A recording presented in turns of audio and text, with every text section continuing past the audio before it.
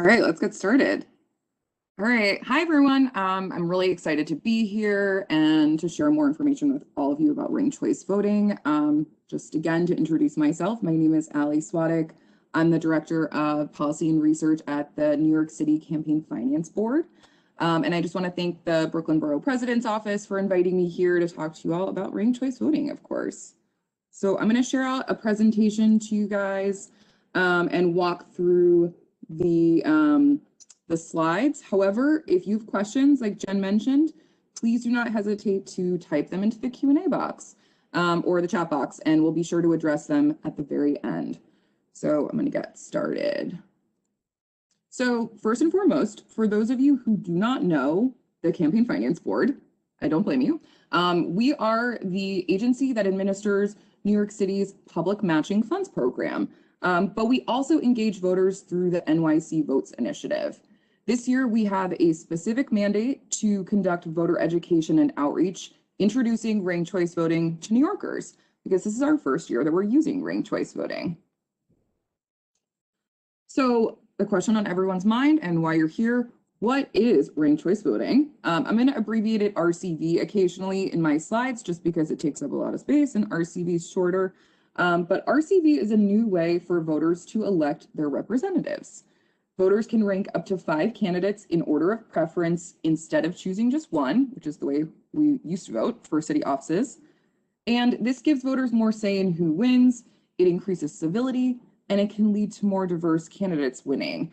And I'm using these 3 examples because we are not the first place to use ranked choice voting.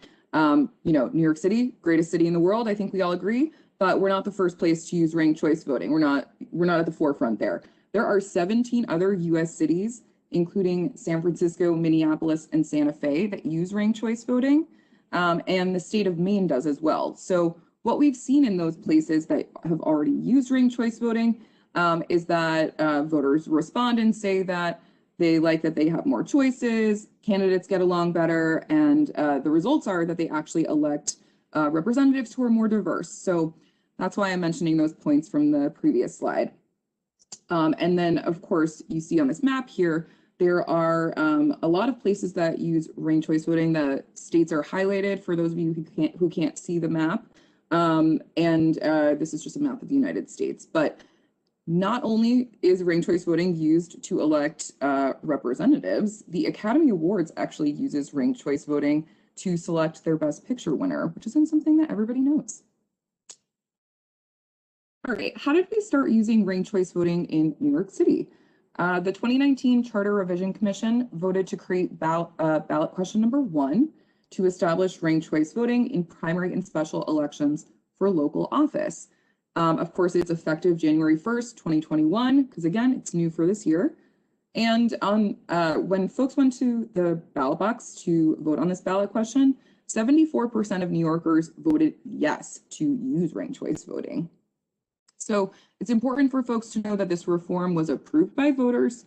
And I always like to show this map that shows what the support was across the city. So although 74% voted yes in all of New York City, there were some areas with even greater support, those places in dark green, and that with less support as well, such as the places that are in that orange-brown color. So I always point that out for awareness.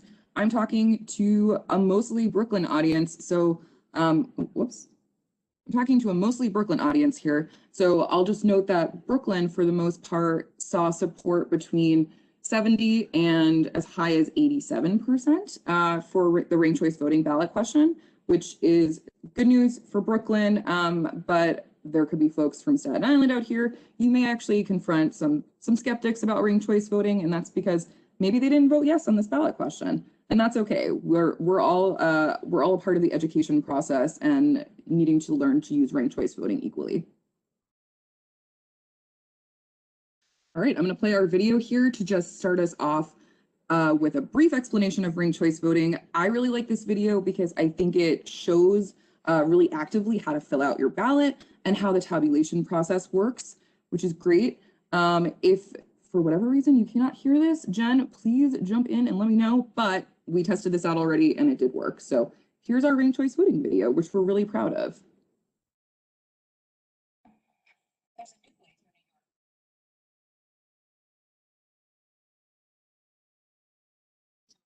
Yeah, Allie, sorry. Yeah. I can't hear you.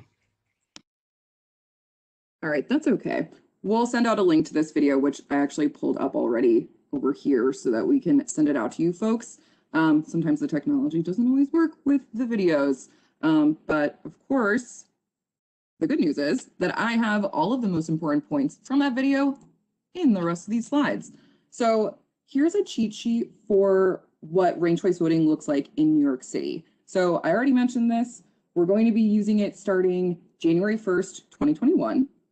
It's going to be used in special and primary elections for city office, but it won't be used in general elections. And this is really important because we want folks to know you're going to be using it in June, but you will not be using it in November. And you will only be using ranked choice voting in the 5 city offices of mayor, public advocate, comptroller, borough president, and city council. We're not using ranked choice voting at all for federal or state races like president, Congress, or governor.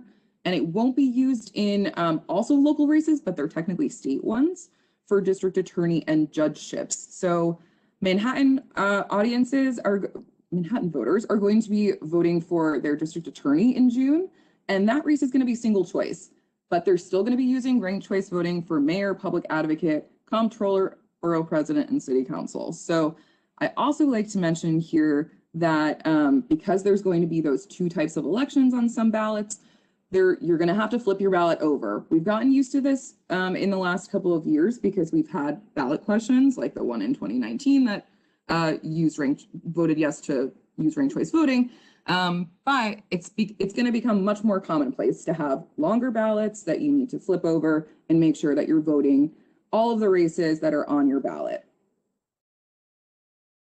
Okay, so the steps for marking a ranked choice ballot are very straightforward.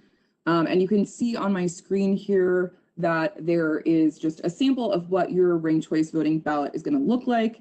I have to tell you, it's going to be in black and white, so you won't have this cute little green check mark there.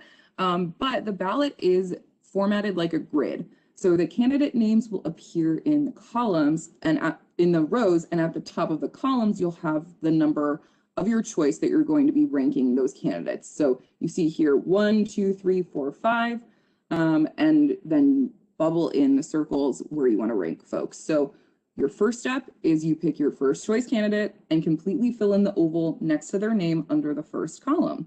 And you can see in this ballot, this voter is voting for candidate B as rank 1. If you have a second choice candidate, you fill in the oval next to their name under the second column. And you can see in this sample ballot, candidate C is being ranked 2 by this voter. And then so on. So this voter ranked candidate A as their third choice, candidate E as their fourth choice, and candidate D as their fifth choice. But something that's really important for you to know is you can rank up to 5 candidates, but you can still choose to vote for only 1 candidate or 2 candidates or 3 if you prefer. I always say to folks, don't rank any candidate who you don't like or who you wouldn't want to get elected. Your first choice is your absolute favorite candidate. Your second choice is your next favorite, your second favorite, so to speak. And your third choice is someone who you think is really good, but they're your third choice. You're not super wild about them. You just like them. But if you don't like any more candidates after that, you don't need to rank a 4th or a 5th candidate. You can rank up to 5, but you can still choose to vote for only 1 candidate if you prefer. If you are interested in just ranking 1 candidate, I'll explain how to fill out your ballot in order to rank that candidate correctly in 2 more slides. But first, I want to cover a ballot marking error that's called overvoting. And that's when the voter gives multiple candidates the same rank. You can see on the slide here, this voter ranked candidate B and candidate C as their first choice. If you do this, it's basically like telling a car to drive right and left at the same time. It's not possible to do that. It's not clear to the ballot scanner who you intended to vote for your first choice.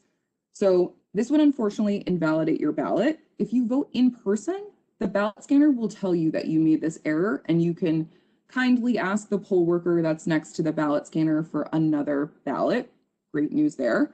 For folks who are voting by absentee, this is a really, really, really important thing to be aware of and make sure that you do not do. Because of course, if you're voting by absentee, you're not feeding your own ballot into the ballot scanner. You're mailing it to the Board of Elections or you're dropping it off in a drop box.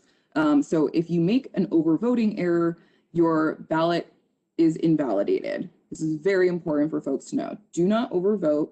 Do not give multiple candidates the same rank. The second ballot marking error is called a duplicate ranking. That's when you rank a candidate more than once for multiple ranks. So if you do this, only your top ranking for them will count, and it doesn't invalidate your ballot, but you run the risk of your vote being exhausted. And that's a term that not everybody knows, so I'll explain that really quickly. This goes back to what I was saying earlier. If you want to vote for, like this voter did, candidate B for rank 1, this person also chose to vote for candidate B as their second choice, third choice, fourth choice, and fifth choice. Do not do this. It is the same as just voting for candidate B as rank 1 and leaving the rest of your choices blank, which is exactly how you should fill out the ballot if you want to do that. So to correctly fill out your ballot and just rank 1 candidate, you can rank candidate B in that first column and submit your ballot. You leave the second, third, fourth, and fifth columns blank.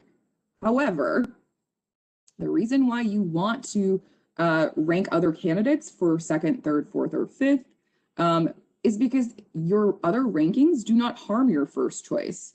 Your ballot never moves to your second, third, fourth, or fifth choices unless your first choice loses, is eliminated from the race, and then your vote moves to your second choice. So you're not harming your first choice if you're ranking candidates 2 through 5.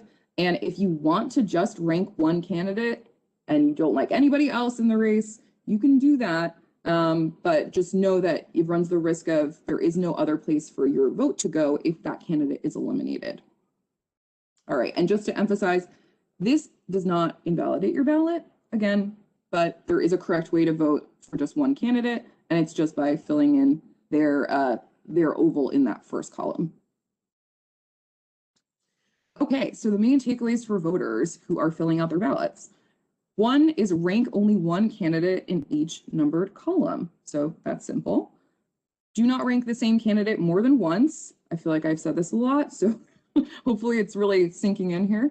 And then the last one is, remember, you can always ask for another ballot. We're all going to be using ranked choice voting for the first time this year, except for, of course, those lucky folks who got to vote in those 4 special elections we had earlier this year.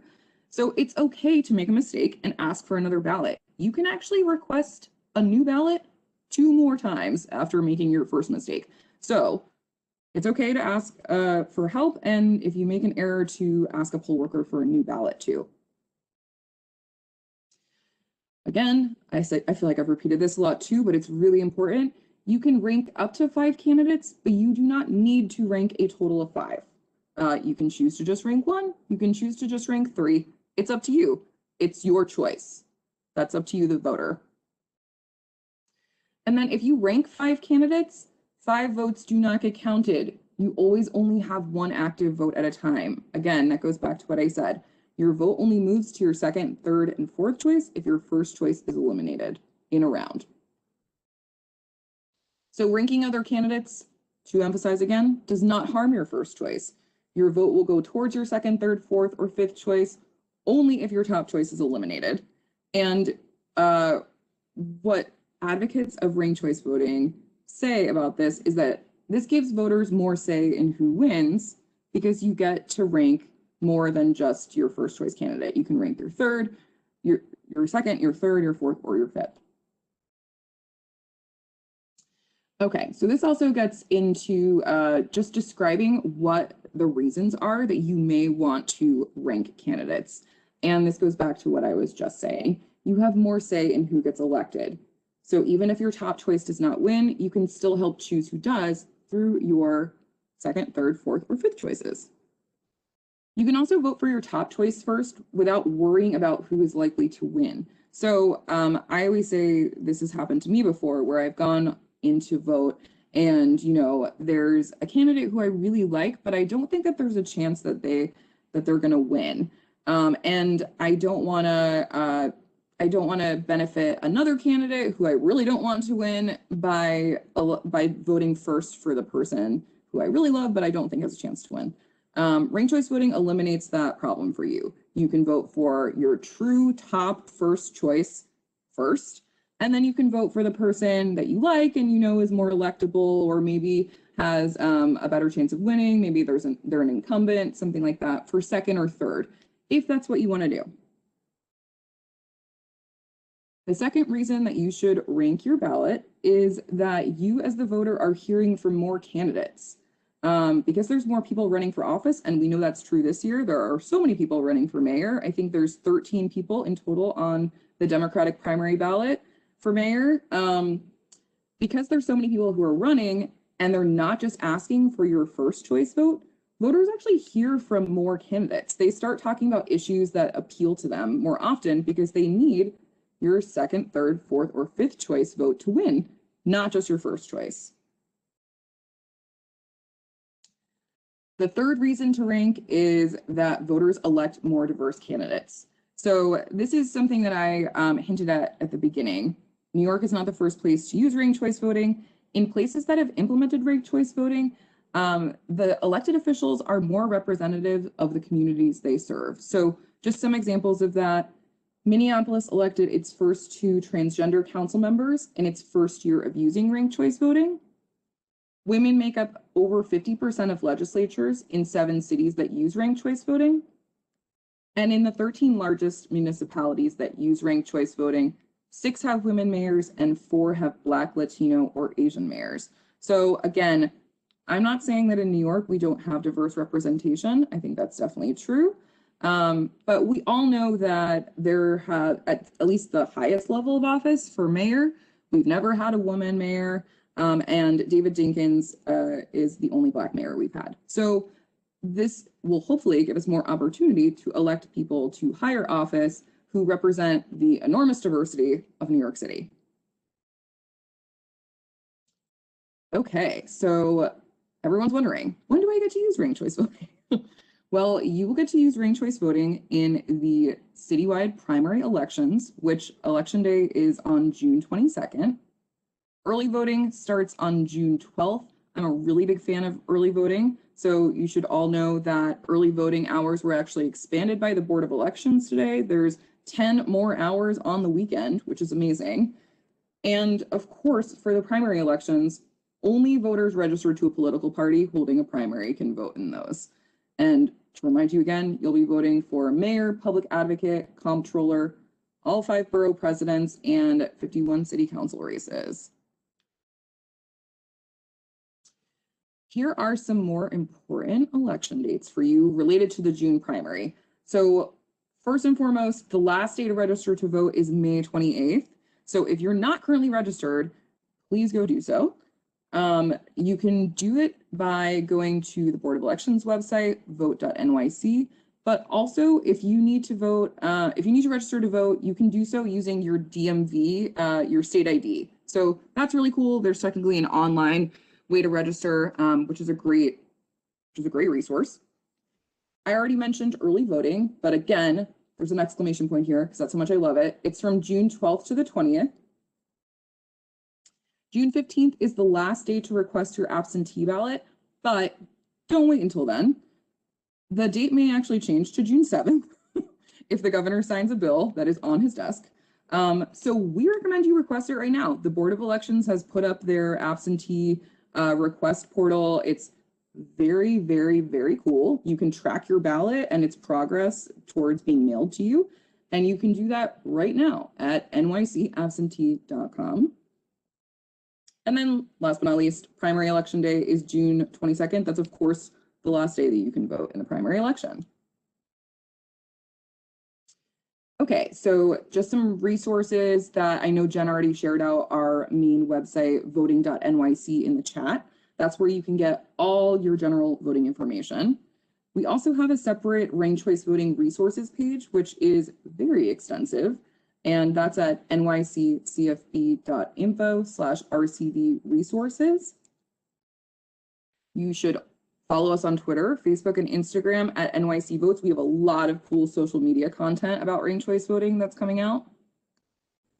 And then, of course, if you would like to watch that lovely video that we created, you can do so on YouTube. We have it in English, Spanish, Chinese, Korean, and Bengali, which is amazing. And then I always like to share out the Board of Elections websites also. So their poll site Locator, where you can look up your early voting, and Election Day site will be updated on May 7th. It may actually be updated a little bit before that, but they have to do it by May 7th. So you can find your poll site there.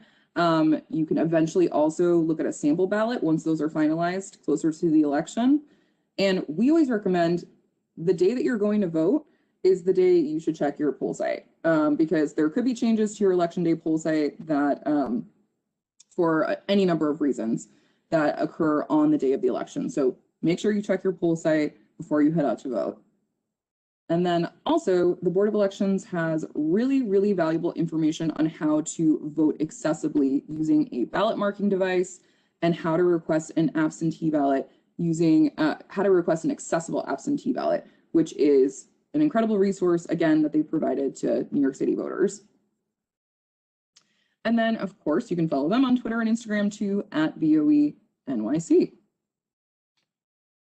Okay. I know that in the audience today, there may be folks who are involved in other organizations as well. And if you're interested in having the Campaign Finance Board come and talk to any of your organization's regular meetings, please do not hesitate to reach out. You can do so by reaching out to me directly, aswatek@nyccfb.info, or to our NYC Votes email address that's also on the screen here, nycvotes@nyccfb.info. Okay, and that's the end of my presentation here for folks. If we want to go to take some questions. Thank you so much, Allie. That was really fantastic. A lot of great information, a lot of questions in my own head answered. And I fancy myself a little bit of an expert in this. If anyone ever talked to me about RCV. But we do have some questions in the chat. We also have some, I think, 1 or 2 hands raised.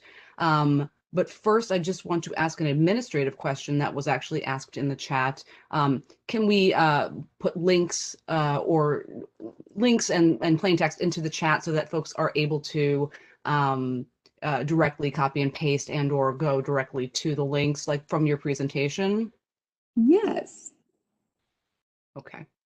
I can totally do that. Maybe if you want to share that with me, there's the plain text, I can put it in so that while you're answering other substantive questions, maybe I can help out with that. So that's the first question. The second question, so the first question that we received via email from Lorraine, and Lorraine, if you're on, you can raise your hand and ask it yourself via video, but I'm also happy to read it. If you only want to pick one person on the ballot, can you indicate that person's name 5 times? Well, I suppose you've in some ways already answered that through your presentation. But I like the next part of this. I understand there might be some consequences if I do that. However, I'm counting on the person I choose to be the winner. So I appreciate the question. I think, again, but just in case somebody wasn't listening prior or didn't join prior, could you just give like a succinct answer on that about voting 5 times? Yeah, so we do not recommend that you do that. That's technically not filling out your ballot correctly, but you can choose to vote for just one person if you want to. The correct way to do that is to bubble in the circle under the first column to indicate that they're your first choice, and to leave 2 through 5 or 2 through whatever the rest of the columns are blank. It's as easy as that. However, if you don't rank the rest of your ballot, you miss out on all the fun of ranked choice voting. If your first choice candidate is eliminated, there's nowhere else for your ballot to go. The term of art, and you may have heard me say this in the presentation, is exhausted ballot. It means that your ballot got tired. There was nowhere else for it to go. Your candidate was eliminated, they lost. And the cool thing about ranked choice voting is if your first choice candidate is eliminated, your vote can go to your second choice then too. If you don't have a second choice that's different from your first choice, there's no place for your ballot to go. So you miss out on the fun of ranked choice voting. Very good. Thank you. Also in the chat, this is an interesting question too, from Luis. What are the pros and cons of voting for one or two candidates? Which kind of has two components to it and a little bit of strategy and thoughtfulness. So I appreciate that question. So I would say, okay, so I'll first start with the pros of voting for one or two candidates is there's a place for your vote to go if your first choice is eliminated. But I keep saying this, don't vote for a candidate that you don't like or who you don't want to win. Like I say this like almost as a joke, but your first favorite candidate is your first choice. Your second favorite candidate is your second choice. Your third favorite candidate is your third choice. But then if you run out of favorite candidates, do not rank people you don't like. So it's okay to leave ranks blank, to vote only for folks that you think would make good elected officials, for people that you think share your opinions on issues and who you think would make a good elected official. If you don't think they would be a good elected official, do not rank them. And you know, just now while we were talking, I thought of my own question. Would you mind if I asked one of my own questions? Go for it. If there are only two people running in a race or three people running in a race, which is not it's not so common in this election cycle, right? Will it only go to the three categories? It will not extend out to five. Correct. Yeah. So we're not setting you up for failure like that. There will only be the number of ranks of candidates who are running. And then it kind of doesn't make sense intuitively. If there's two candidates running, there will still be two ranks, but that's because don't forget, folks, you can vote for a write-in candidate. So the way that you would do that is just in the write-in box, you write in the candidate's name, and then you rank them the appropriate rank that you want to put them. And in that kind of situation, you would leave all of your bubbles blank. Is that correct? Well, it will only have two columns. So, yeah. Okay. Interesting. So in that race too, mathematically, if you're voting for someone for first, and then even if you voted for the only other person that's running as two, you're not going to actually end up into a ranked choice ballot in that case. Right. Great. Jeff, do you have a question from somebody who wrote in? There was one about someone who had not received their absentee ballot yet, even though they put it in. Can you speak about the timing of when people might receive them? Yeah, that's a really good question. So you can request your absentee ballot now, but the ballot isn't finalized actually. So it has the Board of Elections has to wait for all of the candidates lists to be finalized. That's happening within the next couple of weeks. Then they print your ballot and mail it to you. So you I think the law requires the first mailing to be 45 days before the election. So if you're really on top of your game and you requested your absentee ballot, you probably would be getting it mailed in the next 2 or 3 weeks to your house. But it's normal for you to have not received it right now because your ballot hasn't been created yet. Great, thanks. Yeah, that's a really good question. I think is it on a rolling basis or is there, well, if it's not printed, it can't go out yet. So, yeah. But then if you request your ballot, I don't know, like June 1st, let's say, although don't recommend that. You should do it right now. I'll actually type in the link in the chat right now for everybody. There is a rolling mail out. So like, it's not like you get one chance and then they'll mail them all out. The Board of Elections is constantly mailing out absentee ballots once your ballots are available, and you'll receive them pretty quickly once the ballot is available. And I know you're here speaking to us from CFB about how to vote, and there are so many other issues related to voting. But if somebody has a problem where they think, oh, well, I've requested this a long, long time ago, and I still haven't gotten it, and we're getting close, what is the entity that they should be reaching out to? Is it BOE? Can CFB help? I don't know the answer.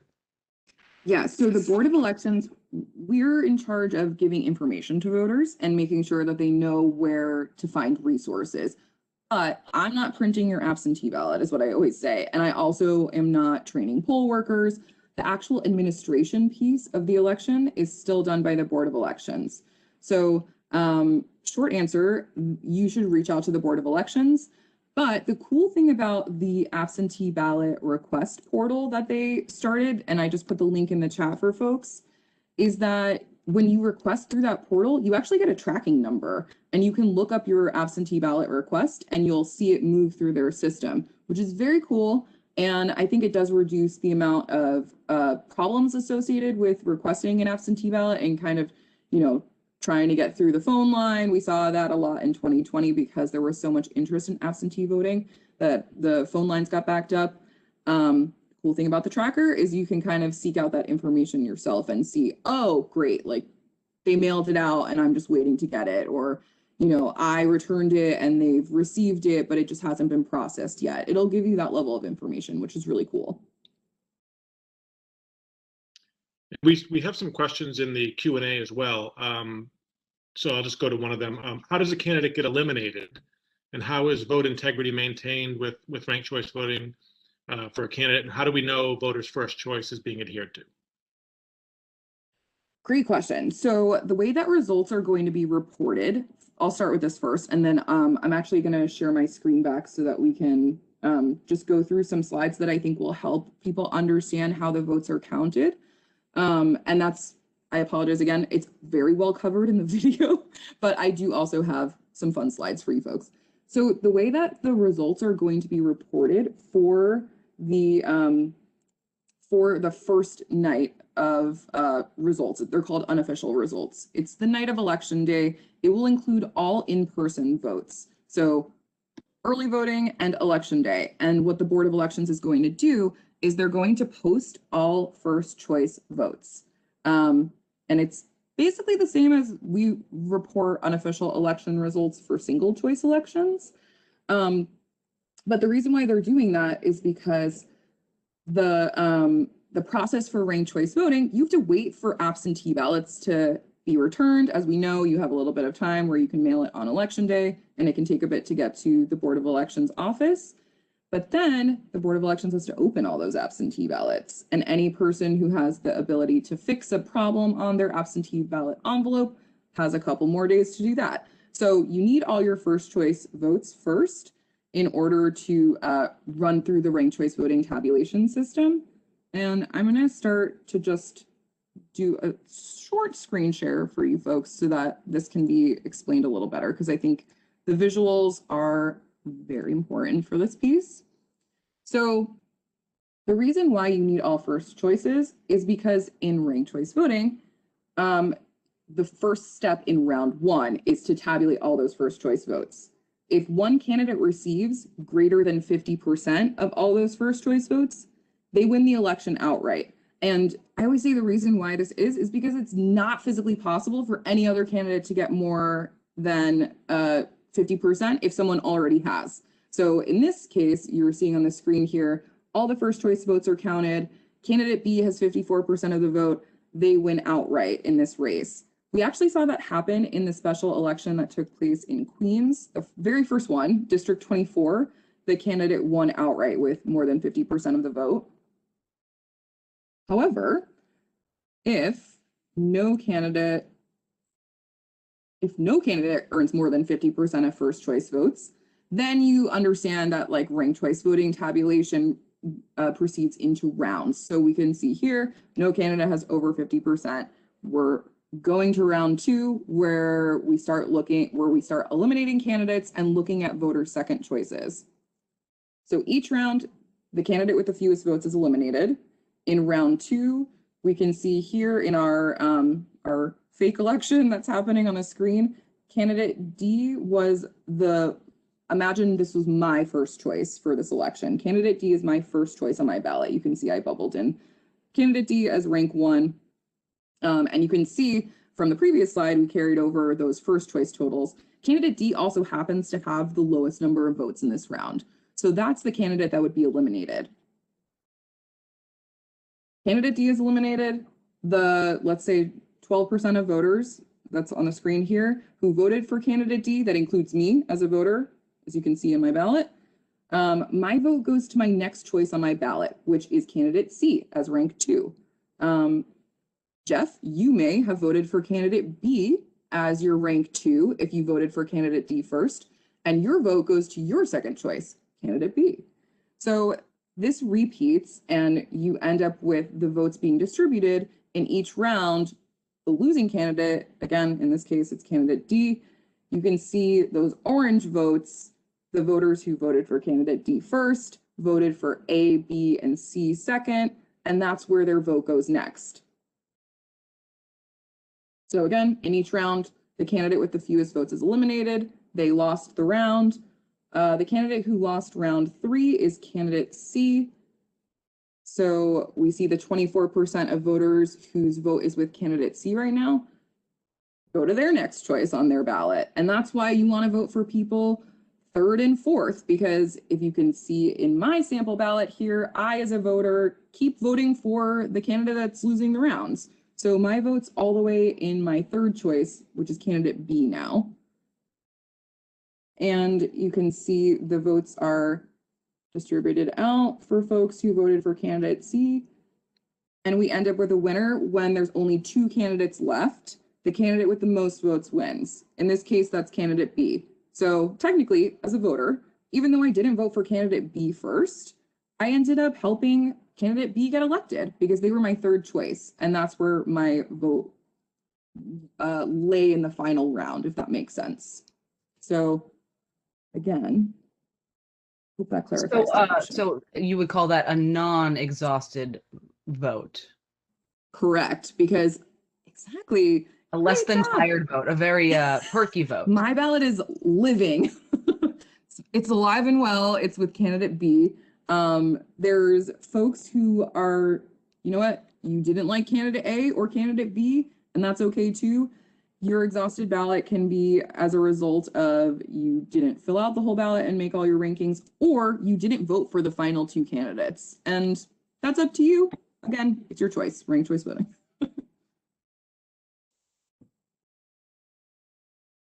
Awesome. Oh, I guess Jeff, you asked the last question, so I'll ask the next one. This is this I think kind of you answered most of this, but if you could respond to it in the framework that the questioner asked it from Wilfredo in the chat. Can you give a scenario under which 2nd and 3rd choice will be counted and a scenario under which successive votes will not be counted? Again, like you kind of answered that, but like just to directly respond to that. Yeah, so we saw counting go into round 9 in one of the Bronx special elections because there were 10 candidates running in that race. So again, the rounds proceed until there's 2 candidates at the very end. Whoever has the most votes is the winner. Your vote in that race could very easily have ended up being with your 3rd or even 4th or 5th choice candidate. And we saw that play out for some folks who voted for one of the final 2 candidates as their 4th or 5th choice. Cool, thank you. One of the questions in the Q&A is this going to be the new now? And I think that kind of combines with another question I had is why hasn't New York State done, or why doesn't New York State do ranked choice voting? So really simple answer for the New York State question is just that the New York City charter only dictates how to elect city offices. So the city charter can't tell the state how to elect the governor or the state senate or state assembly. But in New York City, we can vote on ballot questions that change how we elect our city offices. So that's a pretty straightforward answer. And we had that referendum in 2019, and about 75% of voters who voted in that election voted yes on that ballot question. So I actually don't even know what mechanism you would be able to put a ballot question on the ballot in New York State. I think you have to amend the state constitution. Yeah, I think that you would have to. So, and that's its own complicated procedure. Amending the charter is actually a lot easier. You would just vote yes on a ballot question. And then is this the new now? We're using it in 2021. It's going to be used for primary and special elections. And it's not so much that we're testing it out, because this did change the law permanently. But another thing to know is you can always change the city charter with another ballot question. So there could be another cooler way of voting that we think up within the next couple of years, and maybe that's how we're voting in 20 years. Who knows? We've used a lot of different ways of voting to elect our representatives in New York. Some folks in the audience may remember I have never voted in a community school board election because we stopped doing that in 1997 and I wasn't allowed to vote then. But some folks in the audience may remember voting using a ranked system for community school boards. So we've used a lot of different ways to elect our representatives in New York, and this is kind of just another new way. So it's here to stay. It's here. I'm not asking you until another change happens. The new now. I like that branding. Yeah, me too. It's catchy. We'll have to give credit to our participant who asked that question, Tracy. Thank you, Tracy. I think it's Tracy. Yeah. So another question in the Q&A from Tendai is there going to be a widespread training or an advertising campaign for voters? I think we're in it right now, right? We're in it. This process will be wholly confusing on site to a wide section of voters. I appreciate that sentiment. So I think, this part of that is this, right? But speak more to outreach, and also, we should ask everybody who was here, who cares about this and is interested, to send out the message and educate friends and neighbors, right? Totally. This is absolutely part of that process. I keep saying that there's kind of, for educating all, I think it's 3.8 million people who are registered to a political party having an election in June. In order to do that, I can't talk to all 3.8 million of those people. But this is the first step, right? Like, you're here, you're learning about it. You can tell your friends and family about ranked choice voting. We have a long list of links to send out to you folks. And I saw that someone also wanted a copy of the presentation, and I'm very willing to share that out to anybody who registered. I'm sure it can be distributed. But we will also have an advertising campaign. I keep joking about this, but you're probably going to get sick of hearing about ranked choice voting pretty soon, because there's going to be a subway campaign. There's going to be the sides of buses. Every candidate's going to be talking about it. We're running TV ads, newspapers, radio advertisements. It's going to truly be all over the city. So you may not be seeing advertisements right now. That's because most folks, surprisingly, I know that I can't believe it since I've been talking about this all year, but most folks haven't really clicked into paying attention to the primary election. We're just kicking into gear now. The CFB, we're going to have a debates program for all the citywide offices. That's starting May 16th. We will have a voter guide mailed to every single voter in New York. It will detail who's running for office in your district. You'll get a little blurb of information about the candidate, how to follow them on social media, where to go to get more information on their website. That'll also have ranked choice voting information in it. However, if you're one of those people that does not get reached by any of those means of advertising and outreach, the Board of Elections has done a really good job of creating an explainer palm card, just like a cute postcard. It's really colorful. It actually looks like a little bit like this, which you probably already got this in the mail too if you're a registered voter, explaining ranked choice voting. So if you go to the poll site, they will have that explainer document, and poll workers are going to be trained ahead of the election to answer any questions. The ballot directions are also very clear, which is a ranked choice race and which isn't. So I think what I've been telling folks is it's okay to be a little overwhelmed by this, and it is a little confusing because we've never used it before. So just know that you're going to come to the poll site when you go to vote in person. There's going to be information and resources there, but also feel free to bring your voter guide with you. You're going to have like a copy of how to do all these things right there for you. And then, of course, for folks who are voting by absentee, the Board of Elections is also mailing out an explainer within your ballot mailing. So I think that there's understandable like anxiety, I think, because this is new, but you're going to hear a lot about ranked choice voting very soon. And this is just me talking to you is just a very small part of that. Thanks, Allie. Does anybody want to ask a question, a video question? Because I'm sick of looking at myself, and as much as I adore Jeff Lowell and Allie, I wouldn't mind seeing somebody else, just their face. Is there anybody else who's hand raised who would like to ask a question?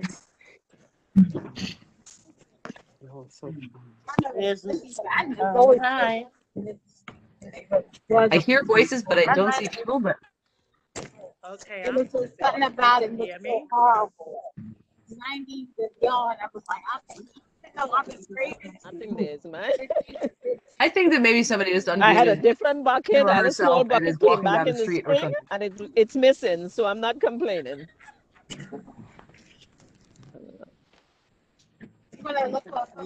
We might have invited too many people. Maybe so. Maybe I started a cacophony of questions about RCV. Okay, so let's go back to muting everybody else. It was a good initiative, but maybe we're still working through our technology here. Jeff, do you have another question queued up from folks who are asking questions? I think maybe let's do like 3 more questions. Sure. So one of the questions is, what are some of the best practices? Other cities have done this. I know notably. Any best practices from other cities doing this? Yeah, so we ended up speaking to folks in Minnesota and in California who have been using ranked choice voting going on for almost 20 years now. So they had a lot of feedback for us on things like being able to show a very basic sample ballot so that folks understand what they're going to be looking at. I think that one of the best pieces of advice that we got was to make sure that like you're not just talking about ranked choice voting, because you need to remind people an election is taking place at all. We have pretty low turnout in New York City for municipal races, but this is a huge year. We're electing a brand new mayor. Bill de Blasio is term limited out. So we're electing a whole new mayor. This is a really big and important year. And I think for, especially just given the events of the last year, we've seen how important it is to have local government be really responsive to its citizens. So I think that hopefully we'll end up reminding enough people that the election is taking place and that they'll be using ranked choice voting. But it's important to also give people a reason to turn out. And I think it's important to just remember, you know, city elected officials have a lot of power. Our budget is massive, and we fund a lot of social programs that are incredibly important. And the mayor is one of those people, and your city council members are some of those people that decide how that money gets spent. So it's a great reason to turn out to vote and to use ranked choice voting to do it. I would also just add that runoff elections have even lower turnout and cost money.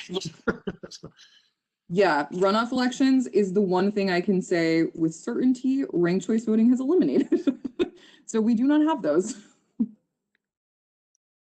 Right, and not that this is a question, I'm just kind of speaking, but you know, like there was at some point a confusion about like what is IRV versus RCV, and like RCV, you know, does RCV's things, but it also, you know, takes care of the IRV being instant runoff voting, which is a solution to, every time we've seen a runoff election in the city, it's been, a huge waste of money, and probably just not the best democratic, pursuit. Yeah, the runoff election took place for citywide races, particularly in the primary. If no one got over 40% of the vote, that would actually happen relatively often. And then you'd have to turn out and vote again 2 weeks later. The point of ranked choice voting is it simulates that runoff election. You end up with two candidates at the very end. The candidate with the most votes wins. That's exactly what a runoff election is. So instant runoff voting, ranked choice voting, alternative voting, single transferable vote. There's a lot of different ways to just say you're ranking your candidates in order of preference and your vote moves through your ballot based on whether candidates are eliminated. But yeah, I've learned a lot of different terms for ranked choice voting. In Italy, they use ranked choice voting in some races, and it's called voto alternativo, which I think is my favorite name. There is a question in the chat. I think it's important to address because this is something I think that people are concerned about.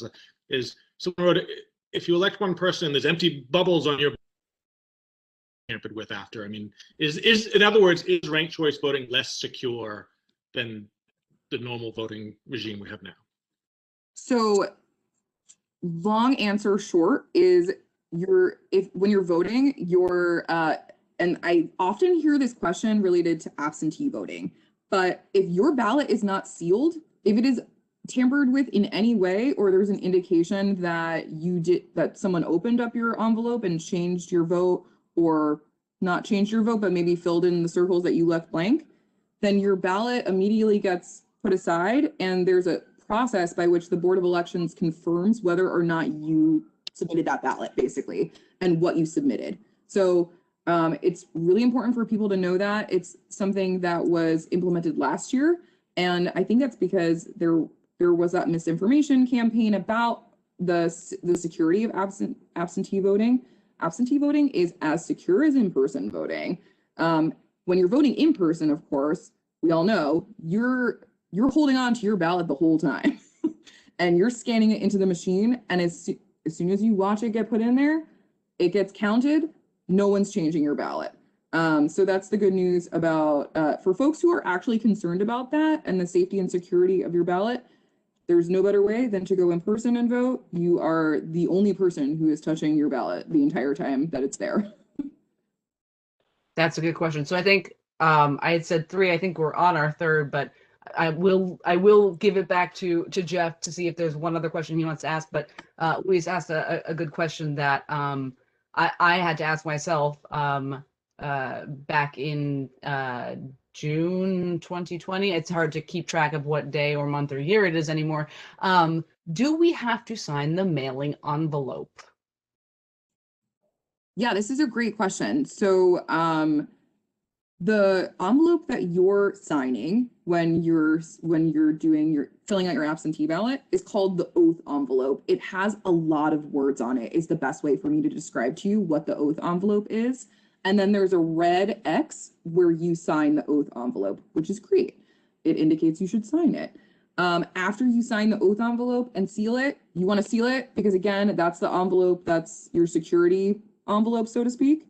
And you put that in the return envelope and you can mail it back to the Board of Elections. Don't forget to put stamps on that mailing envelope, or you can drop it off at any poll site or Board of Elections office. And the cool thing is the BOE last year implemented these really cute ballot drop boxes.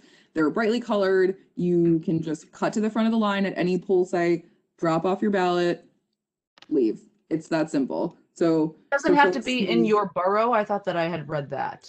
No, it does not. You can go to any election day poll site or early voting poll site and drop off your ballot. On election day, right? You can go to early voting poll sites or election day poll sites. It's hard to not have an election day poll site within like less than 0.25 miles away from your house. There's a lot of poll sites that are open on election day. So for folks who waited until election day, I recommend just going to a poll site and dropping it off. Putting it in the mail at that point, you need to make sure that your ballot gets to the Board of Elections in time and that you put stamps on. Which, like, honestly probably means that you have to go to the post office to get it, I was going to say timestamped, we live in this digital world, but to get it postmarked on time to ensure that it's there. So if you're going to the post office already, why not go to the BOE? It's, probably not any farther away. Yeah, I'm a huge fan of the drop boxes. I think they're really great. And for folks who wait until that very last day to vote, you don't have to wait in line. So if there's a line on your election day poll site, but you have your absentee ballot, you can cut to the front and put it in the drop box, which is great. Jeff, do you have any burning questions that must be asked before we let our wonderful guest speaker and educator, Allie, go? I think all the questions that we had down were all addressed in one way or another. I think they were all pretty covered. I'm going to throw my email in the chat just in case people want to reach out to our office, have questions. As I've been telling Jen, I'm a nerd on this stuff, so I really like this stuff. And if you want to talk about the legalities of it, I'll talk about this for hours. So happy to answer any questions if people have them. So. And are we gonna post, did you post all the links in the chat? We did that already? Okay. I posted the links, but we can also maybe do a follow-up email. I don't know if I believe David said we could, so. Yeah, super. Yeah, We'll put them there. we have their contact information, so we can certainly send that around. I just put my email address in there as well. But Jeff really is the big RCV dork, although or you said nerd, I won't put words in your mouth, but I think all three of us on here are very into RCV and its intricacies. So we enjoy talking about it. But thank you, Allie. This has been incredible. Thank you for bringing information to voters. It's the most important thing. Voting has become the hot thing, right? It should have always been, but like people are really interested in voting and making sure that their votes matter and count, and not making clerical mistakes, and understanding how like your decision making ends up affecting like down the road, right? You want to know where your vote's going to go. So I think this is incredibly important. I hope that you will, maybe, if we can steal you again sometime. I know you're very busy. There are a lot of people who want to get this information out to voters and constituents. Will join us again, but this has been incredibly helpful. I, welcome anybody who's on here who maybe came up with a question later, and or as you're going through the process of trying to obtain an absentee ballot or find whatever it is. I mean, there's also like, just even early voting is relatively new. I mean, we did that for the first time in 2019. There's a lot. So if anybody has any questions or anything, certainly reach out to me, Jeff, Allie. I think your inbox is probably crazy with all these trainings that you're doing. But we'd be happy to help assist with any kind of voter access stuff.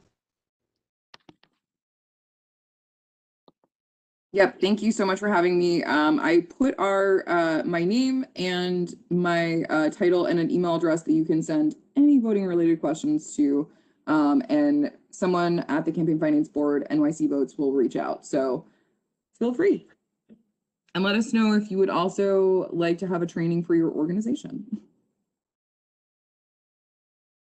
Exactly. And if you have an idea about like a group of people, to meet, and you want to just, you can reach out to Jeff, myself, certainly somebody at CFB. We'd be happy to help coordinate that. Okay. Thanks, everyone. Thanks, Allie. Thank you to everyone for joining. Thank you, Allie. I'm glad that I did not have to give this presentation myself, so I am forever thankful. Although maybe I could have gotten Jeff to do it since he loves it so much. Jeff, we'll work on getting you to be able to do the presentation. Thank you. My wife will thank you. I can stop talking to her about it. Good night. That's fair. Good night. Thank you all.